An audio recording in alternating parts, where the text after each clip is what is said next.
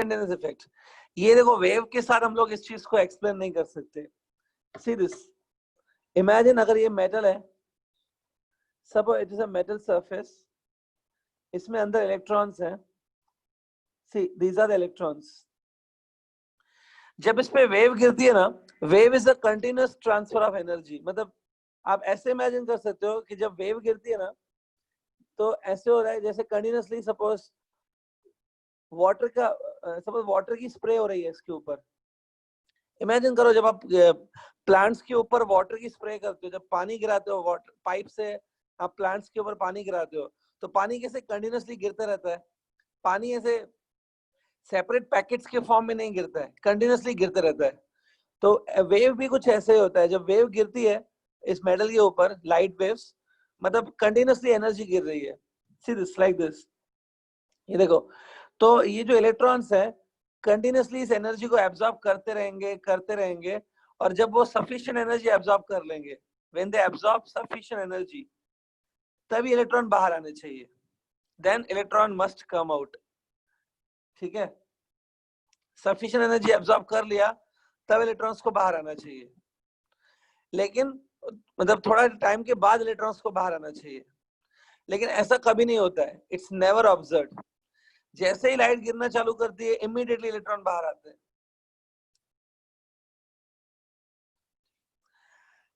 हाँ, ओम पूछ रहा है रिमेनिंग एनर्जी का क्या होगा। कौन सी रिमेनिंग एनर्जी भाई? मैं एक सिंपल एग्जांपल दे रहा हूँ। आप ऐसे इमेजिन करो कि जब लाइट गिरती है ना मेटल के ऊपर, it is like a shower of the water. पानी का शावर कैसे आता है, वैसे लाइट एनर्जी देती है। जब आप शावर के नीचे खड़े रहते हो, आपके ऊपर पानी कैसे गिरता है, कंटिन्यूअस फॉर्म में गिरता रहता है।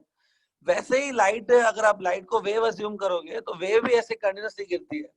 तो ये जो इलेक्ट्रॉन्स है मेटल के अंदर, ये इलेक्ट्रॉन्स के ऊपर कंटिन्यूअसली एनर्जी गिरेगा, तो वो कंटिन्यूअसली उसको एब्जॉर्ब करते रहेंगे, और सफिशिएंट एनर्जी एब्जॉर्ब करने के बाद वो बाहर जंप करेंगे। तो इसमें थोड़ा टाइम लगना चाहिए actually, it should take time, क्योंकि कंटिन्यूअसली एनर्जी एब्जॉर्ब करेंगे, और एब्जॉर्ब करते करते जब एनर्जी सफिशिएंट हो जाएगी, तब इलेक्ट्रॉन बाहर जंप करेंगे। तो साइंटिस्ट वर एक्सपेक्टिंग कि टाइम गैप होना चाहिए, लेकिन ऐसा कोई भी टाइम गैप मिलता ही नहीं है। जैसे ही लाइट गिरती है, इमीडिएटली इलेक्ट्रॉन निकलना चालू कर देते हैं। यूजुअली वेव्स के साथ ऐसा नहीं होता है। जब आपके, देखो एक सिंपल एग्जांपल देता हूँ, जब आपके बॉडी के ऊपर सनलाइट गिरती है, सनलाइट इज आल्सो वेव, तो थोड़ी देर के बाद आपकी स्किन का टेम्परेचर बढ़ता है। ऐसे तो नहीं गिरती है सनलाइट और इमीडिएटली आपका टेम्परेचर बढ़ जाता है। तो वेव की जो फिनोमेना है, स्लोली स्लोली मेटल उसको एब्जॉर्ब करेगा वेव को, और उसके बाद इलेक्ट्रॉन रिलीज होना चाहिए थोड़ी देर बाद। बट क्योंकि इंस्टेंटेनियस इफेक्ट है, मतलब बिना कोई टाइम गैप के इलेक्ट्रॉन निकलने लगते हैं, without any time gap. That means wave theory से हम लोग इस चीज को एक्सप्लेन नहीं कर सकते। ऐसे ही बहुत सारे ड्रॉबैक्स हैं वेव थियरी के। तो wave theory was not able to explain the photoelectric effect. ये चीज आप मेनली पहले याद रखो चीज को। वेव थियरी से हम लोग फोटोएलेक्ट्रिक इफेक्ट को एक्सप्लेन नहीं कर पा रहे थे प्रॉपरली। दैट्स व्हाई, जैसे मैंने आपको ऑलरेडी बताया, दैट्स व्हाई आइंस्टाइन केम, और आइंस्टाइन ने इस फोटोएलेक्ट्रिक इफेक्ट को अच्छे से एक्सप्लेन किया। बट आज हम लोग आइंस्टाइन का एक्सप्लेनेशन देखेंगे। हाँ सर, आपने कल बोला था इंटेंसिटी बढ़ेगा तो एनर्जी भी बढ़ेगा, बट इंटेंसिटी और एनर्जी का कुछ रिलेशन तो नहीं है इधर। अच्छा ठीक है, मैं आपको, चलो अभी आप उसी बात पे अटके हुए हो ना, तो चलो मैं आपको एक तरीके से एक्सप्लेन कर देता हूँ इस चीज को। देखो, एक काम करो, इमेजिन करो कि जो मैं लाइट गिरा रहा हूँ ना, जो लाइट में गिरा रहा हूँ, उसकी इंटेंसिटी तो काफी अच्छा रखा है मैंने, इंटेंसिटी काफी हाई रखा है, लेकिन जो फ्रीक्वेंसी है वो मैंने थ्रेशोल्ड फ्रीक्वेंसी से कम रखी है। इंटेंसिटी मैंने अच्छा खासा रखा है, very high intensity I have kept, लेकिन फ्रीक्वेंसी मैंने थ्रेशोल्ड फ्रीक्वेंसी से कम रखी है। ठीक है, तो वेव थियरी क्या कहती है? According to the wave theory, frequency पे कुछ डिपेंड नहीं करता है। The energy do not depend on frequency, the energy depends on intensity. Intensity मैंने काफी हाई रखा है, तो एनर्जी भी बहुत हाई होना चाहिए वेव्स में। एनर्जी हाई है, the light is coming with a very high energy, तो इलेक्ट्रॉन निकलने चाहिए, क्योंकि इंटेंसिटी बहुत हाई है, the electron must come out.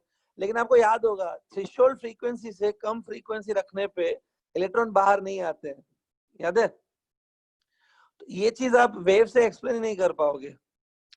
Experimentally hertz ने देखा था कि जब आप फ्रीक्वेंसी ऑफ लाइट को थ्रेशोल्ड फ्रीक्वेंसी से कम रखोगे, when you fall the light of frequency less than threshold, तो इलेक्ट्रॉन बाहर ही नहीं आते। कितनी देर तक भी आप लाइट गिराओ इलेक्ट्रॉन बाहर नहीं आते। लेकिन अकॉर्डिंग टू वेव थियरी आने चाहिए, क्योंकि आपने बहुत हाई इंटेंसिटी रखा है। मोर इंटेंसिटी मतलब मोर एनर्जी, तो electron must come out because you are falling more energy on this, but electron कभी बाहर नहीं आते हैं, ठीक है? सो इलेक्ट्रॉन जब बाहर आते हैं, it depends on frequency, it does not depend on intensity. ये चीज भी आप वेव थियरी से एक्सप्लेन नहीं कर सकते।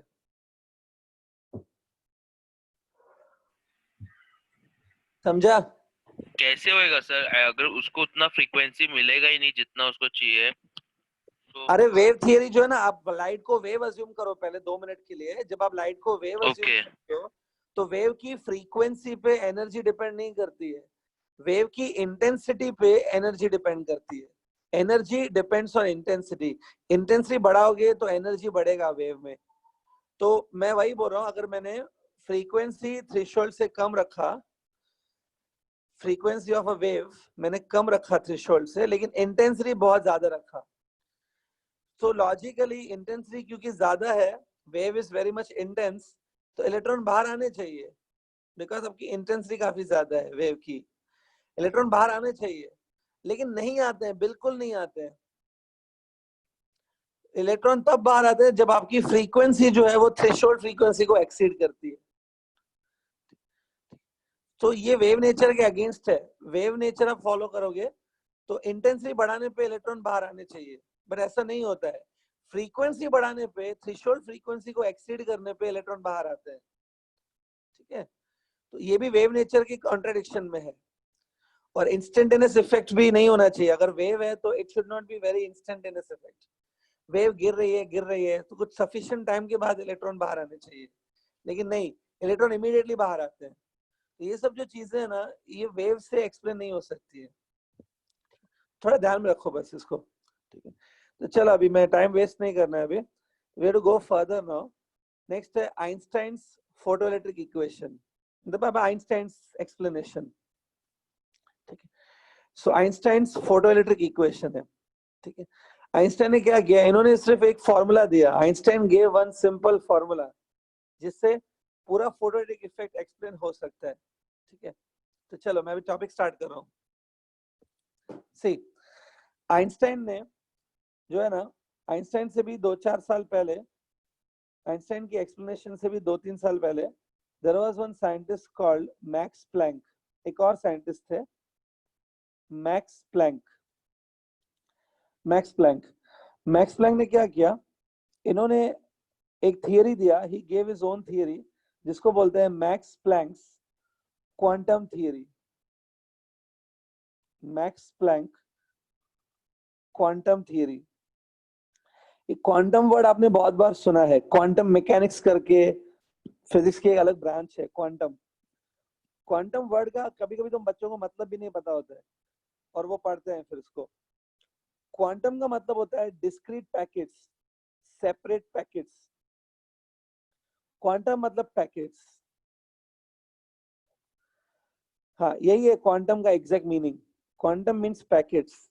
अगर कोई भी चीज पैकेट्स के फॉर्म में आती है ना, ठीक है, 1 पैकेट, 2 पैकेट, 3 पैकेट, लेकिन 2.5 पैकेट्स नहीं हो सकते, 2.2 पैकेट्स नहीं हो सकते हैं। 1 पैकेट होगा या 2 पैकेट्स होंगे या फिर 3 पैकेट्स होंगे, 2.2 पैकेट्स तो नहीं होंगे ना। तो अगर कोई चीज डिस्क्रीट पैकेट्स के फॉर्म में आती है तो उसको बोलते हैं कि वो क्वांटाइज्ड है। मैक्स प्लैंक ने क्या बताया, मैक्स प्लैंक ने कहा कि जब लाइट आती है ना, ही सेड जो लाइट है ना, लाइट भी पैकेट्स के फॉर्म में आती है। He said the light is not a continuous wave, he said light is a quanta, मतलब लाइट भी पैकेट्स के फॉर्म में आती है, ठीक है? आपके इमेजिनेशन, ये प्लैंक ने कहा था सबसे पहले। प्लैंक की जो थियरी है, it came in the year 1901। 1901 में मैक्स प्लैंक की थियरी आई थी। Why we are discussing Max Planck theory? क्योंकि प्लैंक की थियरी को ही आइंस्टाइन ने यूज किया। Einstein used Planck's theory only. तो पहले प्लैंक थियरी को समझो। प्लैंक को ये थियरी को समझाने के लिए एक एग्जांपल दे रहा हूं मैं, ठीक है? ये सपोज पानी का पाइप है, इट्स अ वाटर पाइप, और यहाँ पे प्लांट्स वगैरह है, दिस इज अ प्लांट। तो प्लांट्स को पानी देते हो तो पानी कैसे आता है? पाइप में से ऐसे आता है ना। तो देखो ये कंटिन्यूस है, this is like continuous shower. Waves ऐसी होती है, these are the waves. Wave भी ऐसे ही गिरती है। लेकिन प्लैंक ने कहा कि ऐसा नहीं होता है, light does not fall this way. Planck ने कहा कि ऐसे इमेजिन करो कि ये पाइप है, जब आप होली में नहीं वो पानी के बलून मारते हो, तो एक एक बलून जो होता है, अगर मैं पानी का एक बलून ले लूं, होली में हम लोग पानी के बलून मारते हैं, पानी का अगर एक बलून ले लूं तो वो एक पैकेट हो गया ना, वो पानी का एक पैकेट है। तो सोचो पाइप में से भी पानी के पैकेट्स गिर रहे हैं ऐसे।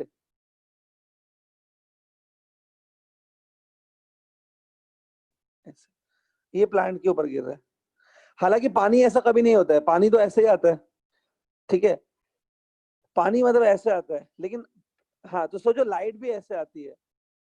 तो when you assume light as a wave, जब आप लाइट को वेव अज्यूम करते हो तो लाइट ऐसे आती है, कंटिन्यूस। लेकिन प्लैंक ने कहा कि नहीं, लाइट जो है, लाइट कुछ ऐसे गिरती है पैकेट्स के फॉर्म में। सपोज इसमें जो एक एक पैकेट है, एक एक पैकेट में, सपोज एक एक पैकेट में 100 ml का पानी है, तो आपको 100 ml पानी मिल सकता है प्लांट को। या अगर 2 पैकेट्स गिरेंगे तो 200 ml पानी मिलेगा, 3 पैकेट्स गिरेंगे तो 300 ml पानी मिलेगा। सोचो ये एक एक पैकेट 100 ml का है, सो 100 ml पानी प्लांट को मिल सकता है, 200 ml पानी प्लांट्स को मिल सकता है, लेकिन 150 ml नहीं मिल सकता है। 150 ml पॉसिबल ही नहीं है। तो डिस्क्रीट पैकेट्स के फॉर्म में जब लाइट गिरती है तो उसको बोलते हैं क्वांटा। सो प्लैंक ने ये कहा कि लाइट ऐसे गिरती है पैकेट्स के फॉर्म में, और लाइट ऐसे नहीं गिरती है in the form of continuous shower. Continuous shower के फॉर्म में लाइट नहीं होती है, लाइट इसे पैकेट्स के फॉर्म में गिरती है। ठीक है, आइडिया मिला? This was Max Planck in the year 1901। So Planck ने क्या बताया? लाइट पैकेट्स के फॉर्म में होती है, ठीक है? तो उस पैकेट को आप क्वांटा बोल सकते हो। एक पैकेट को क्वांटा कहते हैं, एक पैकेट है तो उसको क्वांटा कहते हैं, और बहुत सारे पैकेट्स होते हैं तो उनको क्वांटम कहते हैं। क्वांटम मींस प्लूरल, और सिंगुलर एक पैकेट को क्वांटा कहते हैं। लाइट क्वांटा के फॉर्म में आती है। तो उसमें जो एक पैकेट है ना, लाइट का जो एक पैकेट है, उसको उसने नाम दिया फोटोन। लाइट के पैकेट्स को उसने नाम दिया फोटॉन्स। सो लाइट के जो पैकेट्स है, each packet is known as photons, ठीक है? तो अकॉर्डिंग टू प्लैंक, सपोज ये बल्ब है, जब आप बल्ब को ऑन करते हो तो बल्ब में से आपको पता है चारों डायरेक्शंस में लाइट निकलती है, light spreads in all the direction. Planck ने बोला कि मतलब जब बल्ब को आप ऑन करते हो तो बल्ब में से पैकेट्स बाहर आते हैं ऐसे। The bulb throws the packet like this. इसमें एक एक पैकेट को आप फोटोन बोल सकते हो, ठीक है? एक एक पैकेट को फोटोन कह सकते हो। अब इस पैकेट के अंदर क्या होता है? Inside this packet there is no mass. Photons को मास नहीं होता है, इन पैकेट्स के अंदर कोई मास नहीं है। जब आप पानी का बलून बनाते हो, जो पानी का बलून होता है वो भी एक पैकेट है। उस पानी के बलून के अंदर मास होता है, there is a water, there is a mass of water. But ये पैकेट के अंदर मास नहीं होता है। लाइट का जो पैकेट है दैट इज फोटोन। हाँ, फोटोन में सिर्फ एनर्जी होती है। Photon is actually the energy packet. Photon के पास मास नहीं होता है, फोटोन के पास एनर्जी होती है, इट्स कैरिंग एनर्जी। ये प्लैंक ने बताया था, it's energy packet. So energy of a photon, if I talk about energy of a single photon, तो प्लैंक ने बताया कि जो एनर्जी होती है फोटोन की, it is directly proportional to frequency of light. जब आप लाइट को वेव अज्यूम करते हो, तो लाइट को फ्रीक्वेंसी होती है ना, सेम वे लाइट को फ्रीक्वेंसी रहती है, फ्रीक्वेंसी के साथ energy of a photon direct proportion है. As you increase the frequency of light, the energy of the photon also increases. Frequency actually में वेव प्रॉपर्टी है, it's a property of wave. तो frequency पे energy of a photon direct depend करता है. In the next step, you remove this proportionality sign and put the constant h. Proportionality remove करके constant h डालेंगे. ये आपने chemistry में भी देखा होगा. h को बोलते हैं Planck's constant. h is a constant. It is known as Planck's constant. और frequency को मैं ये symbol से denote करूंगा. New. Nu. So energy of a photon is given by h nu. ये हम लोग Planck की theory discuss कर रहे हैं. ठीक है, देखो. So frequency एक्चुअली में वेव की प्रॉपर्टी है, wave always have a frequency. तो इसने ये ले लिया कि जब आप लाइट को वेव अज्यूम करते हो, तो लाइट की जो फ्रीक्वेंसी होती है, फ्रीक्वेंसी के साथ energy of the packet direct proportion है. तो as you increase the frequency, he said energy of the packets will increase. So ये है. एंड प्रोपोर्शनली रिमूव करके जो कांस्टेंट इसने डाला वो h है. h is known as Planck's constant. शायद ये h आपने केमिस्ट्री में भी देखा होगा. You might have seen this h in the chemistry. आप में से किसी को मालूम है h की वैल्यू कितनी होती है? What's the value of h? 6.624 into 10 raised to minus 34. हाँ, जूल h जो है ना वो है, ध्यान से देखना, h की वैल्यू है 6.63. हम लोग राउंड ऑफ करके लिखते हैं 6.63. हाँ, राउंड ऑफ करके यही लिखेंगे हम लोग. फिजिक्स में तो एटलीस्ट यही लेना है. 6.63 into 10 पावर माइनस 34. और h का यूनिट भी होता है. यूनिट में आपको बताऊंगा कैसे है. h का जो यूनिट है वो है joule second. Joule second, j into s, joule into second. तो 6.63 into 10 power minus 34 joule second. ठीक है, it's a unit of Planck's constant. h को बोलते हैं प्लैंक कांस्टेंट. तो अभी तक अगर कोई पॉइंट आपको लिखनी है तो लिख लो यहाँ से, उसके बाद मैं आगे बढ़ता हूँ student. Sir, Planck's quantum theory. Sir. हाँ बोलो. हाँ सर, प्लैंक ने इसको अभी क्या कंसीडर किया? वेव कंसीडर करके बात कर रहा है ना? नहीं, प्लैंक ने सिर्फ अपना एक थॉट दिया, ऐसे जस्ट अज्यूम किया कि सपोज लाइट पार्टिकल है और उसका जो हाँ एनर्जी है पार्टिकल का, वो वेव मतलब फ्रीक्वेंसी पे डिपेंड करता है. उसको भी इतनी क्लियरिटी नहीं थी. वो अगर सिर्फ आप लाइट को पार्टिकल मानोगे तो पार्टिकल के पास फ्रीक्वेंसी थोड़ी होती है, वही तो वेव की होती है. तो इसको भी इतनी क्लियरिटी नहीं थी, लेकिन इसने क्या किया, जो उस टाइम पे एक्सपेरिमेंटली डेटा मिलती थी, जो एक्सपेरिमेंटली रिजल्ट्स आती थी, हाँ. उन एक्सपेरिमेंटल रिजल्ट्स को एक्सप्लेन करने के लिए एनी हाउ उसने ये ऐसा बनाया. मतलब एक्सपेरिमेंटल रिजल्ट्स को प्रूफ करने के लिए उसने ये सब चीजें ले ली. एक टाइम पे वो पार्टिकल्स, मतलब इसको अभी जो हम लोग ने यहाँ पर भी देखा, देखो, यहाँ पर भी इसने ड्यूअल नेचर ले लिया ऑलमोस्ट. देखो वही हाँ, ई energy of a single particle, energy of particle, लेकिन राइट हैंड साइड पे फ्रीक्वेंसी है. Frequency is a property of the wave. तो हाँ, तो ये भी इतना थरो नहीं था. ही वाज नॉट श्योर कि लाइट पार्टिकल है कि वेव, बट इसने मान लिया कि पार्टिकल लेंगे तभी कुछ फिनोमेना एक्सप्लेन हो पाएंगे. तो इसमें बट पार्टिकल एक साइड वो ही इज हाँ. रॉन्ग ना. वो एक साइड बोल रहा है कि नहीं, पहला वेव को नहीं लेना है एंड वो पार्टिकल्स कंसीडर करके आगे बढ़ रहा है. फिर आगे आते आते वो बोलता है, मतलब उसने वेव का भी कंडीशन डाल दिया. देखो यही प्रॉब्लम है. ये जो है ना, यहाँ से क्वांटम मैकेनिक्स की स्टार्टिंग हो जाती है. ठीक है, ये जो है ना क्वांटम मैकेनिक्स का पार्ट है. क्वांटम मैकेनिक्स आपके नॉर्मल जो आप डेली लाइफ के जो लॉजिक्स लगाते हो ना, उन लॉजिक से नहीं एक्सप्लेन हो सकती है. आपको ये पता है लाइट का ड्यूअल नेचर होता है, ये भी मैंने बताया था. ड्यूअल नेचर हाँ भी सर. जो कॉमन, जो आप लॉजिकली सोचोगे तो लॉजिकल थिंकिंग के अगेंस्ट है ड्यूअल नेचर. अगर एक ही चीज को दो दो नेचर कैसे हो सकते हैं? अगर आप हो, आप पार्टिकल्स से बने हुए हो, you are made up of particles, तो मैं थोड़ी देर बाद बोलूं नहीं आप पार्टिकल से भी बने हुए हो और आप वेव से भी बने हुए हो, तो कैसे चलेगा?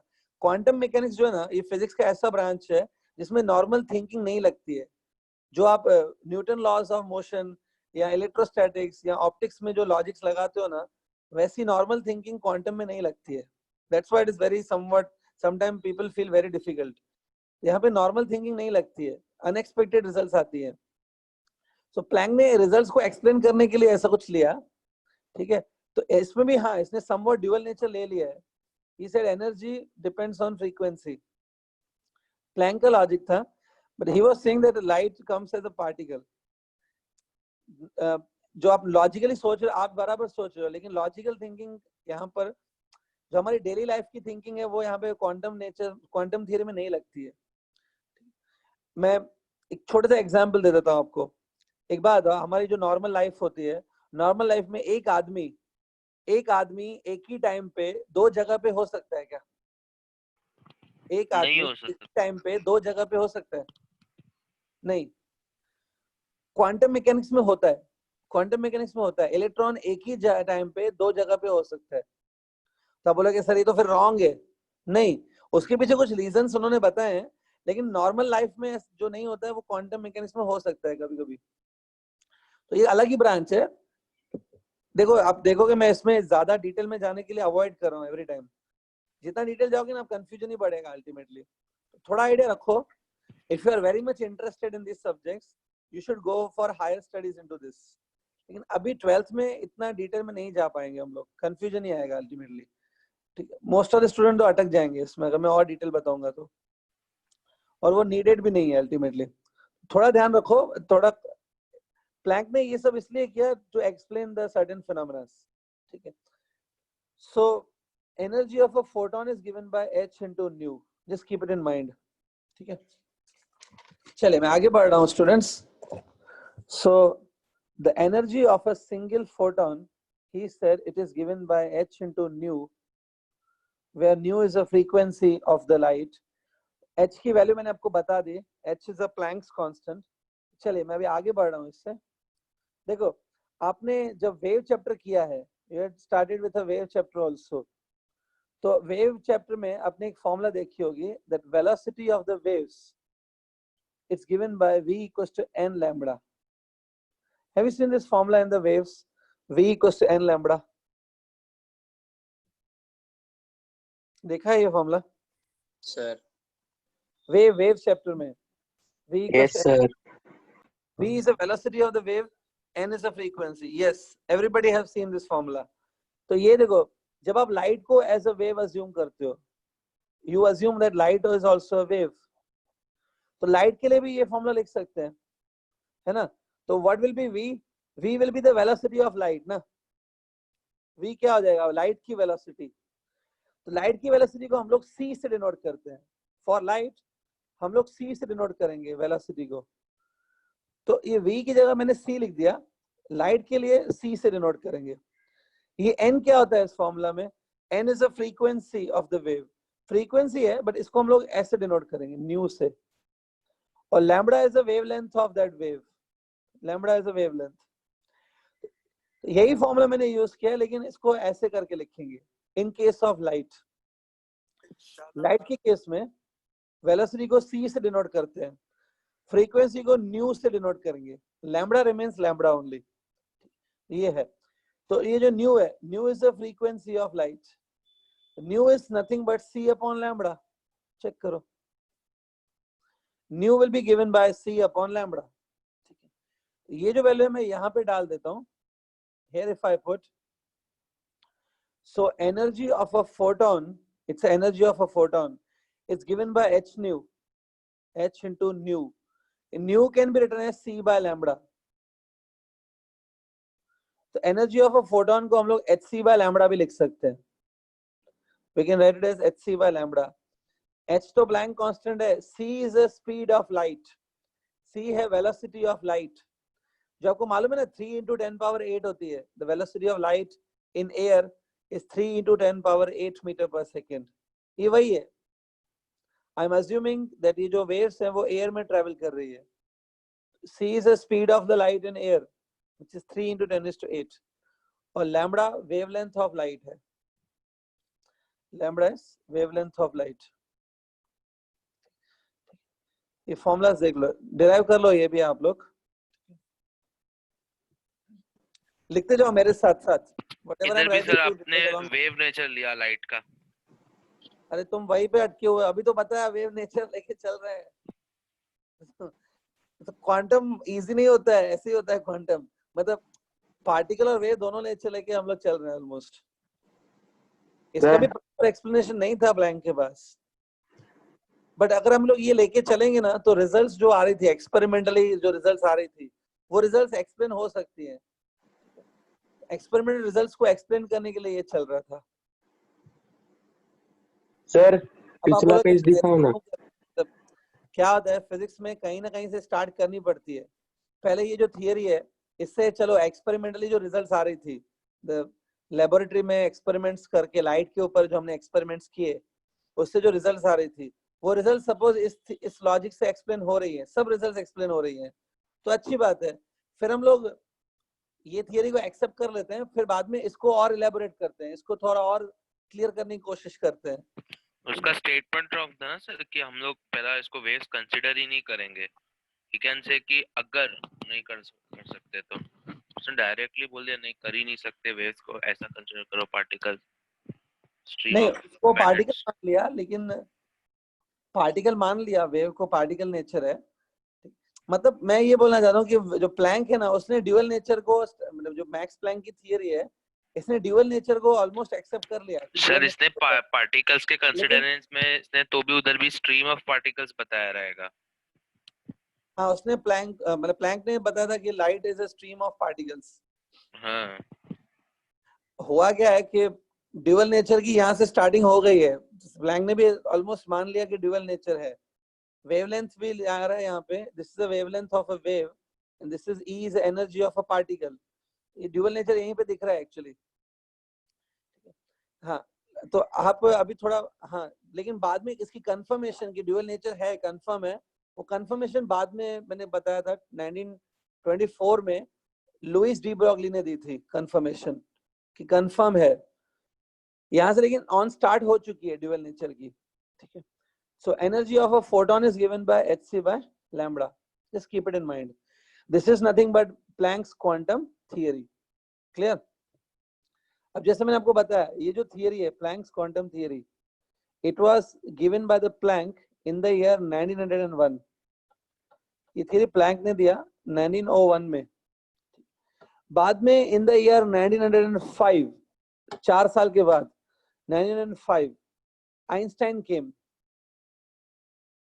तो आइंस्टाइन आ गए। आइंस्टाइन ने प्लैंक की थियरी को यूज किया and he was able to explain the photoelectric effect.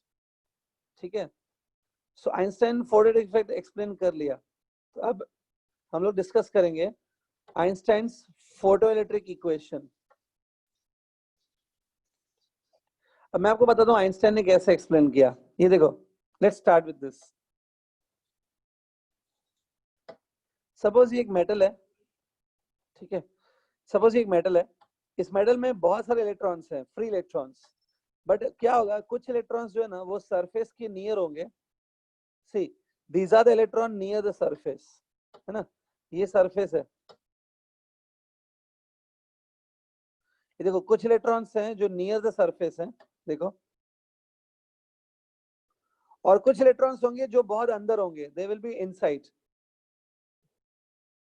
ये है इनर इलेक्ट्रॉन्स और कुछ हैं सरफेस इलेक्ट्रॉन्स। हाँ, अब आइंस्टाइन ने क्या लॉजिक लगाया, उन्होंने बोला कि सपोज जब लाइट इसके ऊपर गिरती है, ठीक है, तो लाइट को अभी आप फिलहाल पार्टिकल मान लेते हैं, वी आर अज्यूमिंग पार्टिकल्स। तो जब लाइट इसके ऊपर गिरती है तो ये जो इलेक्ट्रॉन्स है ना वो इस एनर्जी को एब्जॉर्ब करते हैं, they absorb this energy. Okay, और हमने ये चीज देखी है कि इलेक्ट्रॉन बाहर भी आते हैं, we have seen that electron comes out. जब इलेक्ट्रॉन बाहर आते हैं ना, इलेक्ट्रॉन्स को बाहर आने के लिए कुछ अपनी एनर्जी स्पेंड करनी पड़ती है। The electron have to lose some energy to come out. ये बाहर आने के प्रोसेस में कुछ एनर्जी लॉस होती है। ऐसा क्यों है? क्योंकि जब ये इलेक्ट्रॉन बाहर आएंगे, as they will start coming out, तो इनसाइड द मेटल जो एटम प्रेजेंट है, एटम इनको रोकेंगे बाहर आने से। Atom will stop them to come out, atom इनको अपनी तरफ खींचेंगे, बट इलेक्ट्रॉन बाहर आने के लिए कुछ एनर्जी लॉस करके बाहर आ सकते हैं। They need to spend some energy to come out.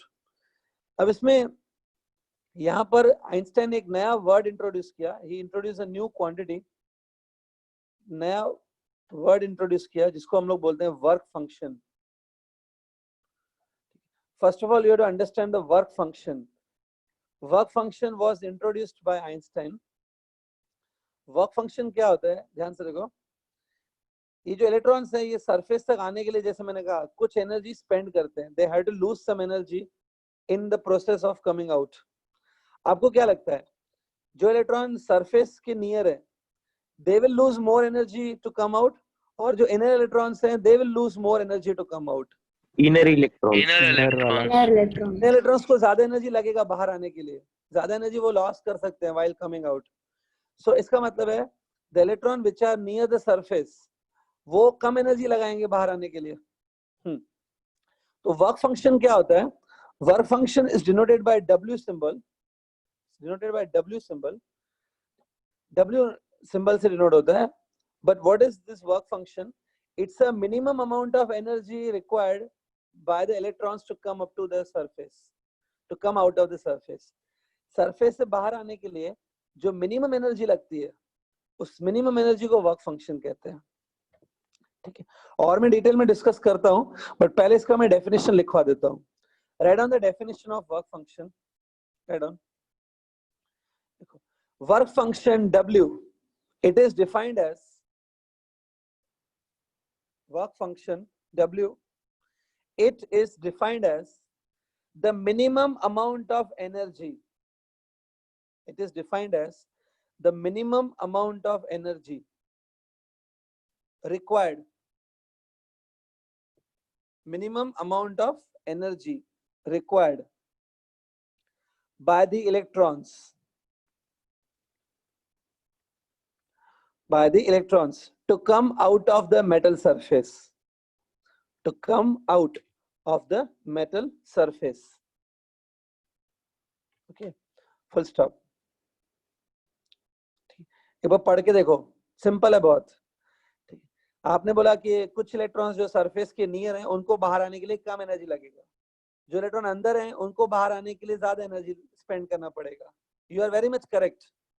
इसमें जो सबसे कम एनर्जी देनी पड़ेगी बाहर आने के लिए, जो एटलीस्ट एनर्जी चाहिए, सबसे कम एनर्जी भी जो चाहिए बाहर आने के लिए, उसको बोलते हैं वर्क फंक्शन।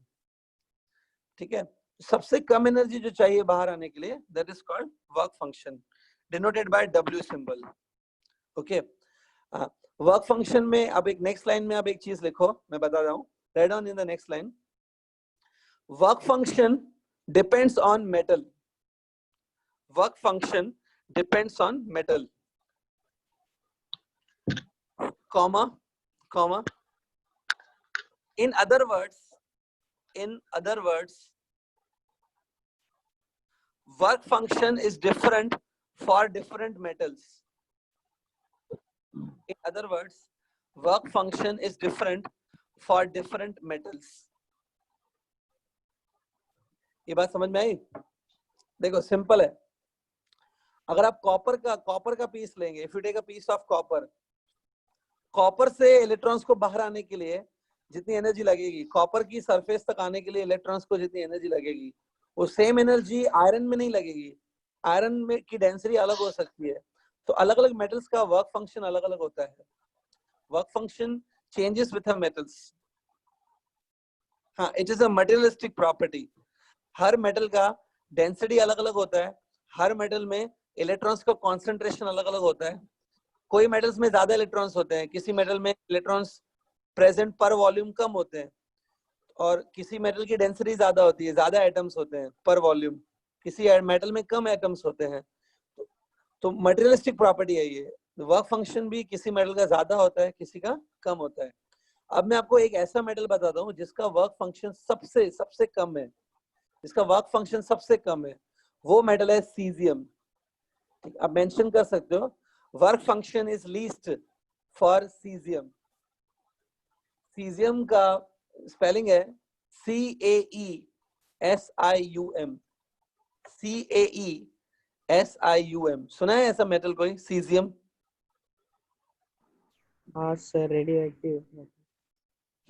सीजियम नहीं, शायद रेडियो एक्टिव नहीं है, caesium is not radioactive, but हाँ ये अल्कली मेटल्स में आता है, it comes to the first group element में आता है ये।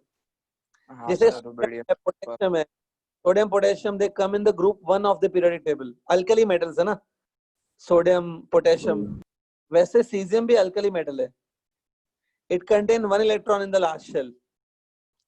सो सीजियम ऐसा मेटल है जिसका वर्क फंक्शन सबसे कम है, सबसे कम।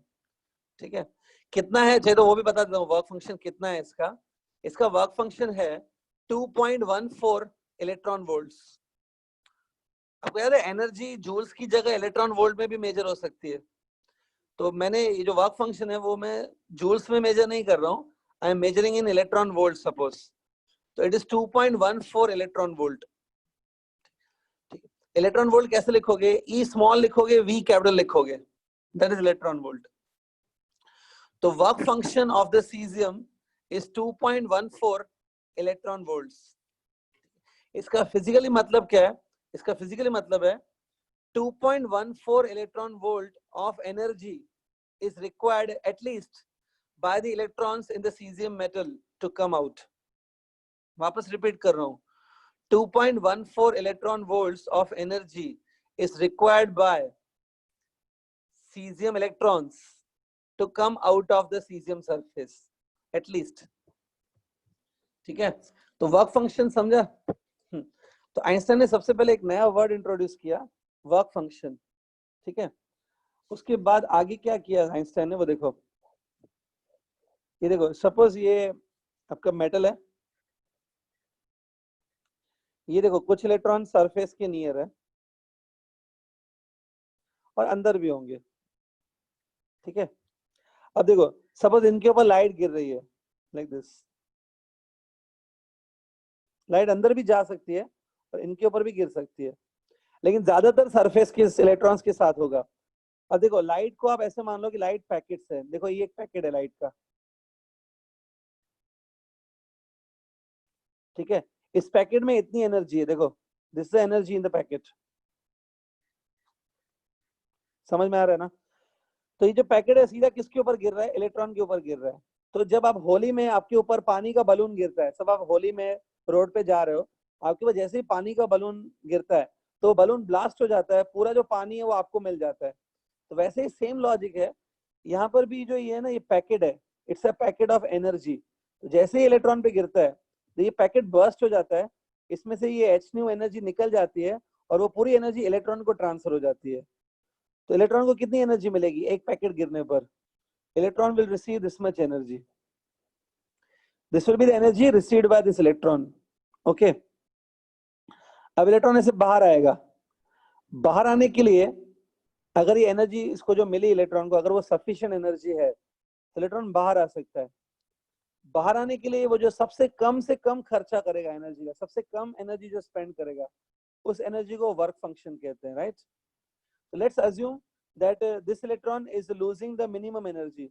इलेक्ट्रॉन बाहर आने के लिए सबसे कम एनर्जी यूज कर रहा है, तो वो एनर्जी को क्या बोलेंगे, वर्क फंक्शन। तो ये H में से इतना एनर्जी लॉस हो जाएगा, इतना, this much energy will be lost. So अब इलेक्ट्रॉन के बाद इतनी एनर्जी बचेगी, electron will have this much energy still with itself. अब इलेक्ट्रॉन के पास इतनी एनर्जी बचेगी, ये जो एनर्जी इलेक्ट्रॉन के पास बची हुई है ये काइनेटिक एनर्जी के फॉर्म में अपीयर होती है। तो इलेक्ट्रॉन के पास, ये जो इलेक्ट्रॉन बाहर आ गया उसके पास ये एनर्जी है, this much energy it has. तो ये एनर्जी लेकर वो आगे बढ़ जाता है, since it is having this energy, ये एनर्जी है ना वो काइनेटिक एनर्जी के फॉर्म में अपीयर होती है। Electron have this kinetic energy, तो क्योंकि इलेक्ट्रॉन के पास काइनेटिक एनर्जी है इसलिए वो आगे मूव करना शुरू करता है विथ वेलोसिटी v, इसलिए इलेक्ट्रॉन बाहर आते हैं विथ वेलोसिटी v। ठीक है, electron comes out with velocity v। आपको हर्ट्ज एक्सपेरिमेंट याद होगा, हर्ट्ज एक्सपेरिमेंट में इन इलेक्ट्रॉन्स को कलेक्ट करने के लिए मैंने एक प्लेट रखा था, कलेक्टर प्लेट को अगर आप पॉजिटिव चार्ज करोगे तो ये अच्छी बात है, इफ यू कलेक्टर को पॉजिटिव कर दिया so it will attract the electrons. लेकिन अगर पॉजिटिव नहीं भी किया है, कलेक्टर को आपने पॉजिटिव प्लेट नहीं भी रखा है, तो भी इलेक्ट्रॉन अपने आप इसकी तक पहुंच सकते हैं, क्योंकि electrons are having kinetic energy, तो आराम से इधर अपने आप भी पहुंच सकते हैं बिना कुछ वोल्टेज के भी। So electron are having this kinetic energy h nu minus work function. ये इक्वेशन जो मैंने बनाई ना, इसको बोलते हैं Einstein's photoelectric equation. Einstein's photoelectric equation. ठीक है, देखो ये जो h nu है ना, it's actually energy of a photon. लेकिन फोटोन जब इलेक्ट्रॉन के ऊपर गिरता है तो ये पूरा एनर्जी इलेक्ट्रॉन को ट्रांसफर हो जाता है. So its energy received by electron. इसमें से suppose we are just assuming that minimum loss is occurring. Minimum loss हो रहा है. तो h nu में से सबसे कम जो एनर्जी लॉस होती है, सबसे कम एनर्जी जो लॉस होती है, उसको वर्क फंक्शन बोलते हैं. तो हम अज्यूमिंग कि लॉस सबसे कम हो रहा है, तो ये जो काइनेटिक एनर्जी है ना, ये सबसे ज्यादा बचेगी. It will be the maximum kinetic energy will be remaining. ये जो आप सब्ट्रैक्ट करो ना, you are subtracting the lowest possible term. If you are subtracting lowest, तो remaining energy will be highest. देखो ये जो W है ना, इससे ज्यादा एनर्जी भी लॉस हो सकता है. ये जो है, इससे ज्यादा एनर्जी भी लॉस हो सकता है. अगर इससे ज्यादा एनर्जी लॉस होगा तो काइनेटिक एनर्जी थोड़ा कम हो जाएगा. As this will increase, this will decrease. But here we are subtracting the lowest work. सबसे कम एनर्जी सब्ट्रैक्ट करोगे तो जो बचेगी एनर्जी वो सबसे ज्यादा होगी ना. दैट्स व्हाई ये K मैक्स है. This I am writing for surface electrons. Surface electron के लिए है. जो अंदर के इलेक्ट्रॉन्स है ना, अंदर के इलेक्ट्रॉन के लिए ये जो टर्म है, ये टर्म बड़ा हो जाएगा. ये जो लॉस वाला टर्म है, this is a lost energy, ये बड़ा हो जाएगा और काइनेटिक एनर्जी फिर कम हो जाएगी. This is return for surface electron. हाँ, कुछ कंफ्यूजन है क्या? अभी बोलो. सर ये work function h times mu naught होगा क्या? केमिस्ट्री में देखा है ये फॉर्मूला? कहाँ देखा है? ये आपने खुद सोचा? हाँ सर, मैंने केमिस्ट्री में देखा था एक बार. हाँ हाँ, करेक्ट है. Work function is h into nu naught. मैं आएगा, वो बताऊंगा मैं अभी. I will tell you, don't worry. वो आएगा, हम लोग भी करेंगे उसको. आज नहीं हुआ तो कल तक हो जाएगा वो भी चीज. ठीक है. सो ये क्लियर है स्टूडेंट्स? हाँ,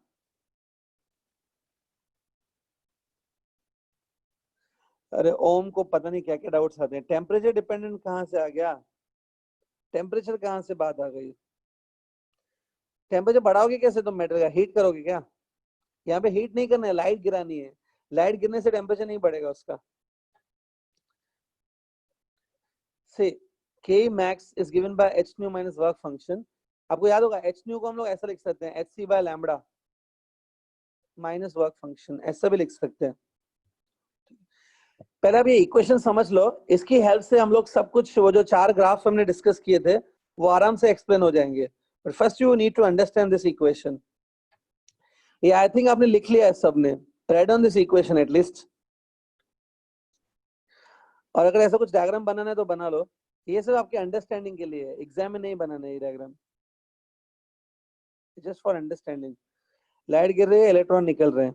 ठीक है.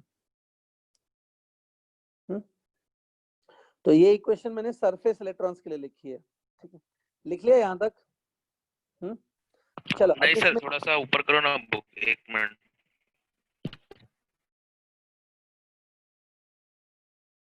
ये लाइट गिर रही है और यहाँ से ऐसे इलेक्ट्रॉन निकल रहे हैं विथ वेलोसिटी v.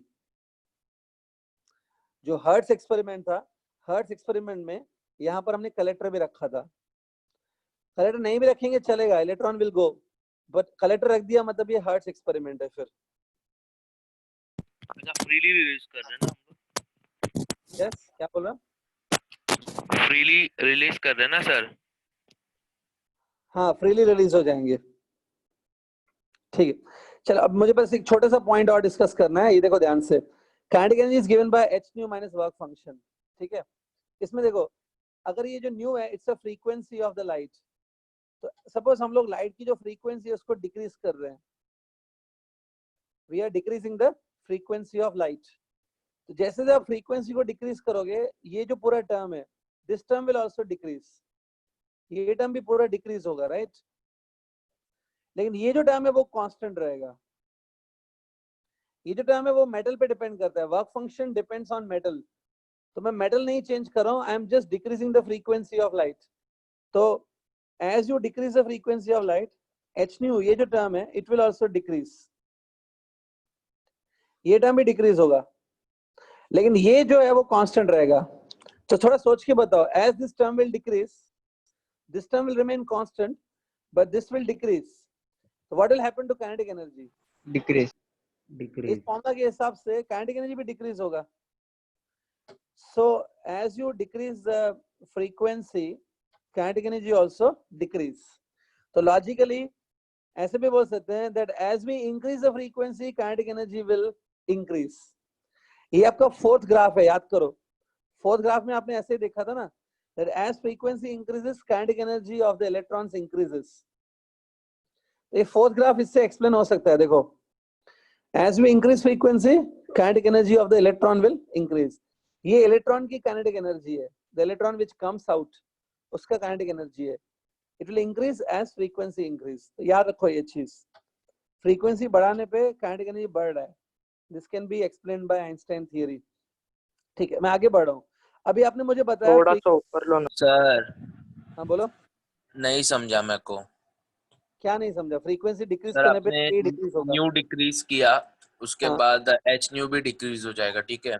और हाँ, वर्क फंक्शन नहीं डिक्रीज होगा क्योंकि वो मेटल डिपेंडेंसी के ऊपर डिपेंड है। हाँ।